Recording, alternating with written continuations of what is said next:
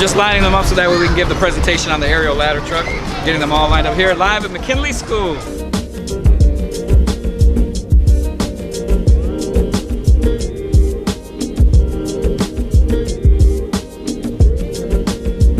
There's one number to dial on a cell phone or one number to dial on a phone when you need the fire department to come help you. Let's say it all together. It's 911. That number that you call when there's an emergency.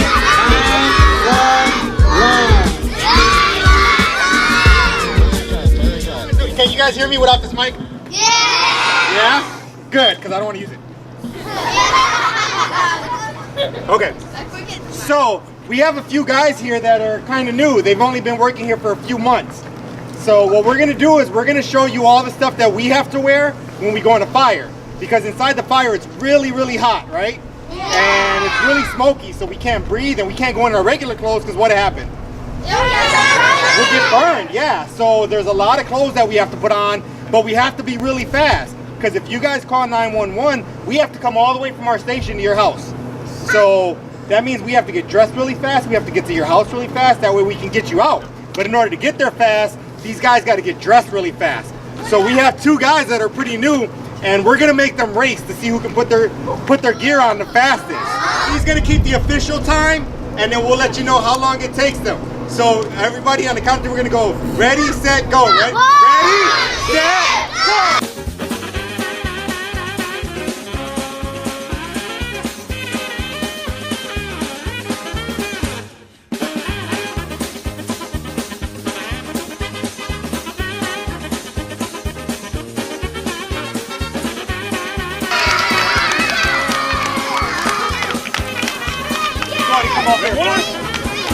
And you guys were right. How did you guys know he was going to win? What happens if you don't have two exits, you only have one, and that one exit is blocked?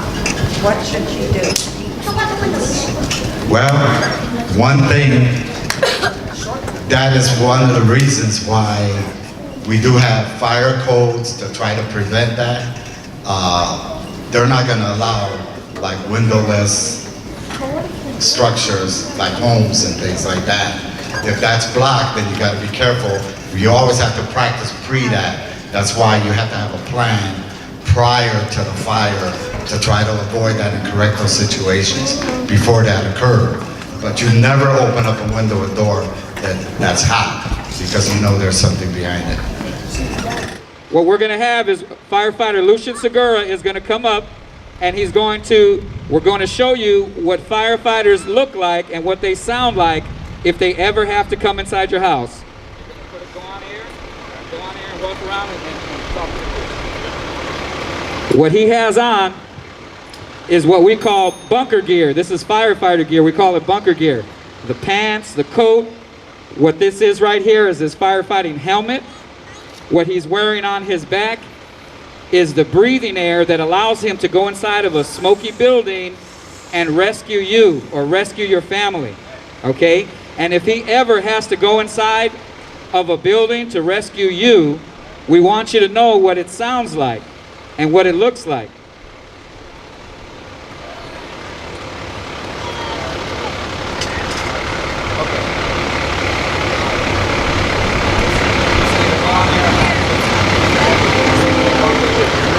And so Firefighter Lucian Segura is going to go around, starting over here, and you're going to see that he has gloves on, he has his helmet on, his mask, and now he's hooked up to breathing air.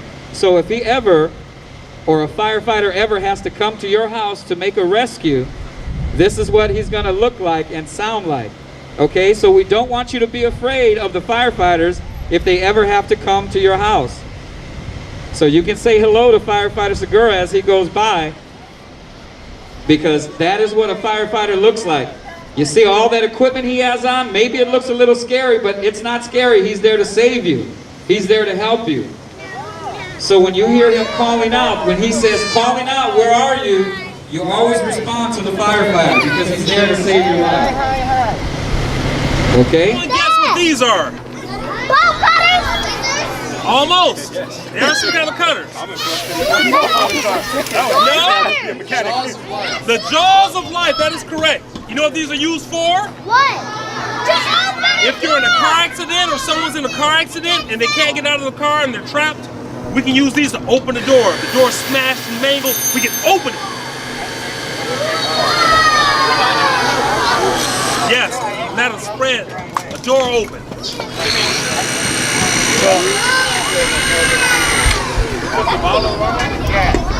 10,000 pounds? 10,000 pounds on the tip? Yeah, 10,000 pounds of strength just to rip that car door open.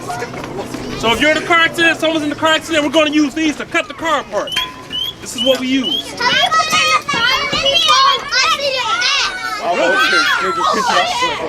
No. I'm not getting wet. All right, guys. Not on the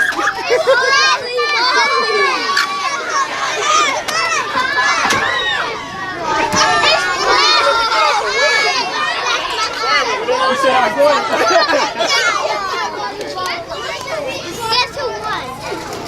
The car. They got trapped.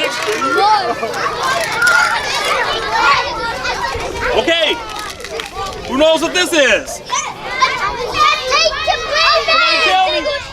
Somebody tell me. Fire extinguisher. Right. No. Yes. Now where do you see these? In schools? Yes. In stores? Do you have them at home? Yes. No? Okay. But if you see them, should you play with these? No. Why not? I heard it, yeah. I heard it, yeah. Right, because when you need it, it may not work. And it has a chemical inside, and that can cause you harm. And you don't want to do that. It'll get in your eyes, it'll get in your mouth and nose, and you'll have trouble breathing. So you don't want to play with these. Now, will you let your little brother or sister play with these? No. No. Good answer. This one in particular doesn't have chemicals in it. It actually has water in it. Do me a favor, Water? go grab that axe. You see, it has water in it. So this one doesn't hurt. This one won't hurt you. It's okay, but we still don't want you guys to play with it.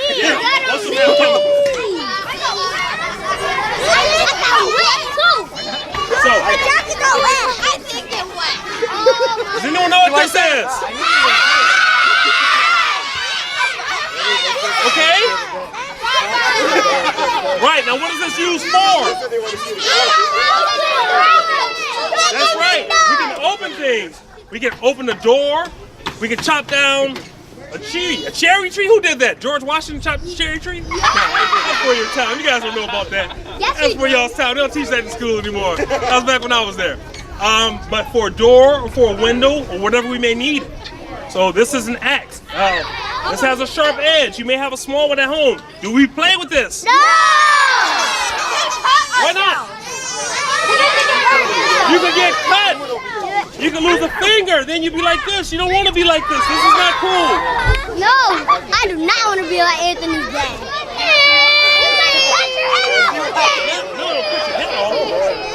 Okay, no one knows what this is. Does anyone know? It's almost a crowbar. It's called a halligan. But it does the same thing as a crowbar. We can use this to pry. We can poke a hole in a steel door and help open it. We can use this for cars, for homes, for anything. So firemen have a lot of different tools. Now, yeah, we can break windows. That's what we like to do. We like to break windows. For some reason. What's that? Come back. No, man, they got hats already. They got crowns and helmets. People built those windows. She asked a very good question. Do we stay up all night? Sometimes yes, sometimes no. We all have beds that we sleep in. So we sleep at the fire station. What? At the fire station. The fire station? Well, whatever food we cook together, or sometimes we bring food, but we all like pizza. We like pizza.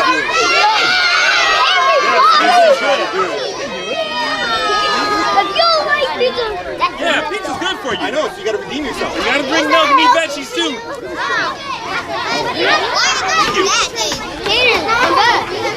So, tell them about this. Super wet. You can I'll always be playing Jesus. All right, so guys, we got one more thing we're gonna show you today, and it's called a thermal imager camera. So what happens when there's a fire, it gets really dark in there sometimes, and it's hard to see. This helps us see in the dark. Oh. It doesn't create light or anything. What it does, it lets us see your body heat, and it lets us see the different temperatures in the room. Oh. So we can actually use this camera to find people when it's dark outside. So if you ever want to play hide and seek with us, we will cheat. This lets us see in pitch black, so it's really cool. It's kind of hard. I don't want to walk around and show everybody with it, but this little screen right here shows different colors, so we can see your body shapes and the different temperatures. Wait, so it allows us to find you guys in the dark. And everybody has these on each fire truck. So whenever we get a fire, you might see somebody with one of these. It's not a gunner. Don't worry, it's just a bee. He's not gonna bother anybody. So. What?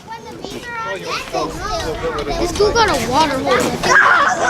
Well, I'm gonna walk around and just show a few of you guys I'll walk through this front row and I'll kind of show. Actually, I'm gonna go to the back this time because the front keeps getting to see everything and the back hasn't.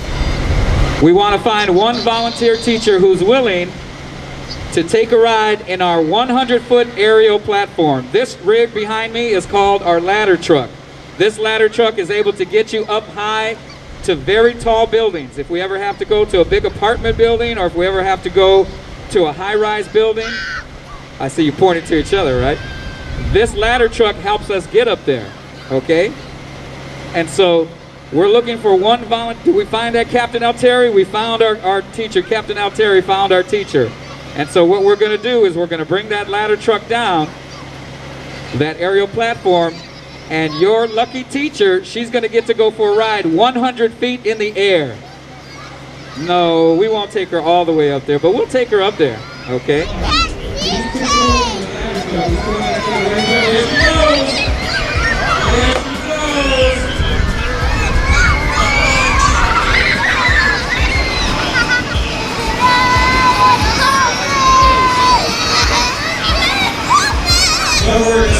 This is his first time doing this, but we've talked about it a lot of times.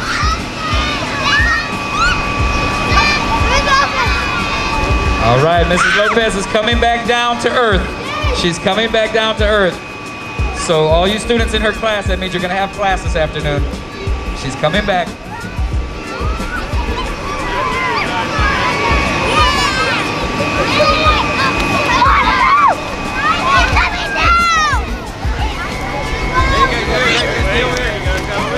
And just so you all know, Chauffeur Encarnacion, who's operating the ladder, that's not an easy thing to do. You're right down on the ground. He has years of experience operating the ladder truck, so he's very good at what he does.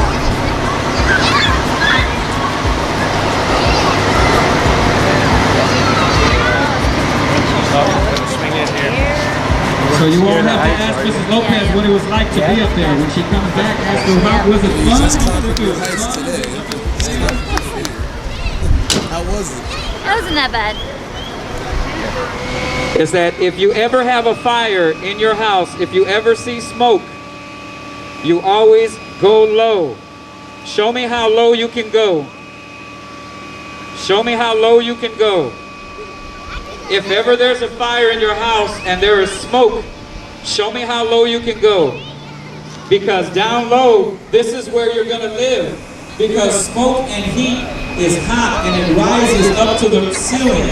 But when you're down low, this is where you're going to live. This is where you're going to get out of your house. You're going to crawl out of your house. You remember how you used to crawl when you were babies? You remember? Well, that's the way that you're going to crawl out of your house if you ever have a fire and there's smoke in your house. Okay? Now everybody jump up and wave your arms. Wave your arms. And tell me one more time, what's that number that you call when there's an emergency? 911. Chicago Fire Dept demonstration. If you have enough time, if you have the time to walk around with fire, and if you don't, that's okay. What's his name? What? Emmanuel. Bye, we'll see you. Thank you for coming out and seeing the Chicago Fire Department demonstration. Inside, your teachers will have fire helmets and coloring books for you inside. Your teachers will have the fire helmets and the coloring books for you inside. Bye. Thank you. Good morning. It is such a pleasure to be out here at McKinley Elementary School today. It's a brisk Tuesday here in October, but you know what? The kids are bundled up and they're having a good time. The Chicago Fire Department is coming back to the schools. We haven't been in the schools to do demonstrations like this in a number of years, but we're back now through the efforts of all of my staff and the firefighters that are working today. We're here showing off our aerial ladder truck. It goes 9 stories, able to rescue somebody 9 stories in the air, and we also have one of our pumper trucks out here. What we're doing is we're teaching kids about fire safety. We're making sure that they know the magic number to dial is 911. We're telling them to stay low if they're ever in a fire. We're also teaching them different fire safety tips and not to be afraid of a firefighter if they ever have to encounter a firefighter in the gear and in the air pack and everything like that. So it's a great time. It's great to be out here at McKinley School. Thanks to Ms. Gutierrez and all of her staff here at McKinley. We'll be hitting all of the schools here in East Chicago in this month of October. This is Fire Prevention Month in October. We had a great turnout at our open house last week, and we just want to thank the children, thank the teachers and the staff here, and we look forward to making it to your school to teach fire safety here in East Chicago.